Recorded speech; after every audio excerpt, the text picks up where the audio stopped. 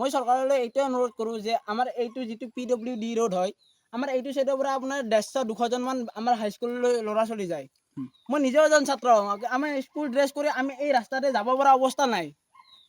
আমাৰ চৰকাৰ সৰু সৰু ল'ৰা কণ ছোৱালী ক্লাছ 6ত পঢ়া ছোৱালী এনে কণ ছোৱালী এই ৰাস্তা এই বোকা ৰাস্তাৰে আপোনালোকে কেনেকৈ যাব? গতিকে চৰকাৰৰ ওচৰত আমি বিনম্ৰ অনুৰোধ, মই নিজে এজন ষ্টুডেণ্ট হৈ কিনে মই আপোনালোকক অনুৰোধ জনাইছোঁ যে অতি সোনকালে এই পথটো যাতে আপুনি ষ্টুডেণ্টখিনি স্কুললৈ অহা যোৱাৰ কাৰণে যাতে বিনম্ৰভাৱে মেৰামতি কৰি দিয়ে, মই তাৰ কাৰণে চৰকাৰৰ ওচৰত আহ্বান জনাইছোঁ। নহ'লে এই ৰাস্তাটো যদি এনেকুৱাকৈ বেয়া হৈ থাকে ষ্টুডেণ্টখিনিৰ আপোনাৰ জীৱনটো ধ্বংস হ'ব। ষ্টুডেণ্টখিনি কেনেকৈ ক্লাছ কৰিব, কেনেকৈ সিহঁতে এক্সামবিলাক দিব? গতিকে ষ্টুডেণ্টখিনিৰ কাৰণে অন্ততঃ আপুনি চৰকাৰলৈ এইটো চাই লওক, ৰাস্তাটো কেনেকুৱা হৈছে চাৰিওপিনে চাই লওক। মুখ্যমন্ত্ৰী হিমন্ত বিশ্ব শৰ্মাক কি ক'বা? সকলোৱে মামা বুলি মাতে, তুমি কি বুলি সম্বোধন কৰি ক'বা? মই মামা বুলিয়ে ক'ম, মই বেলেগে সম্বোধন কৰি নকওঁ। মই মামালৈ মই এতিয়াই অনুৰোধ যাতে এই ৰাস্তাটো সোনকালে আমাক মেৰামতি কৰি দিয়ে, যাতে ষ্টুডেণ্টখিনি অতি সহজে যাতে স্কুললৈ অহা যোৱা কৰিব পাৰে। তাৰ বাবে মই চৰকাৰৰ ওচৰত বিনম্ৰ অনুৰোধ জনাইছোঁ। নিজৰে চৰকাৰ, নিজেই ভোট দিছোঁ, কিন্তু আজি নিউজ চেনেল নিজেই মাতিবলগীয়া হৈছে। কৰিম কি? আজি মোৰ 16 মাহীয়া ছোৱালীজনীৰ 2 বছৰ হয়, এটি ৰাস্তাৰে মই 16 মাহৰ বেজীটো নিব পৰা নাই চাব চেণ্টাৰলৈকে। কেনেকৈ নিম?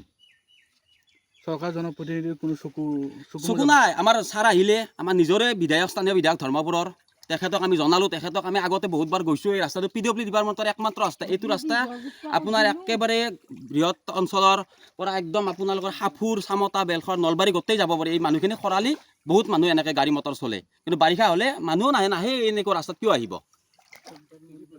কৃষি প্ৰধান অঞ্চল, আমাৰ কৃষকখিনি মাল বেচবা যাব পৰা নাই, বস্তু বেচবা যাব পৰা নাই। নদলা বজাৰলৈ যায়, ইভাগে হাৰিভাঙা যায়, টিহু যায়, ঘৰতে পচি আছে। আমি বৰ্তমান মিলক ধান নিব পৰা নাই। বেমাৰ হ'লে ৰোগী সিদিনা আমাৰ ঘৰৰে এজন গৰ্ভৱতী মহিলা আমি দাঙি নি পাৰ কৰি মাত্ৰ বেলেগ জেগাত থৈছোঁ, এতিয়াও বেলেগ জেগাতে আছে।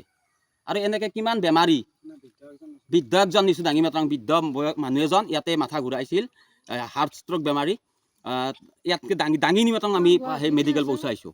গতিকে গাঁওখনতে বহুত মানুহ আছে, মোটামুটি এই গাঁওখনত মোটামুটি 150 ঘৰ মানুহ আছে।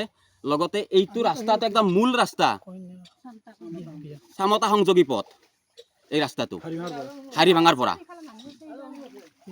গতিকে অতি দুখ লগা হৈছে। গতিকে আমাৰ জনপ্ৰতিনিধি, আমাৰ 35 নং পশ্চিম ধৰ্মপুৰ গাঁৱৰ পঞ্চায়তৰ অন্তৰ্গত আমাৰ এইটো এটা PWD মেইন ৰোড, এতিয়া একমাত্ৰ ৰোড সন্ধেলি গাঁৱৰ। গতিকে অলপ কমচে কম আমাৰ মানুহখিনি বাচি থাকিবলৈ দিয়ক। আমি নিজে চাকৰি নকৰোঁ, আমি কাম কৰোঁ।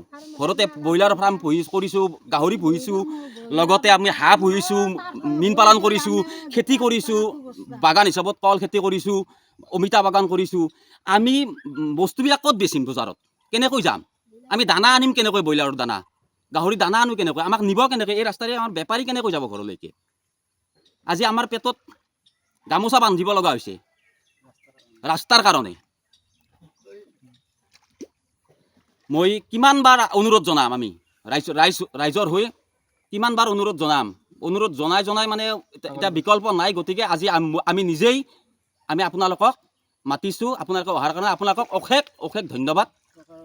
চৰকাৰৰ লক্ষ্য কৰক, এই ৰাস্তাটো PWD ডিপাৰ্টমেণ্টৰ ৰাস্তা। যিকোনো খবৰৰ বাবে যোগাযোগ কৰক আমাৰ এই নম্বৰত 7099017330 আৰু 7099017110।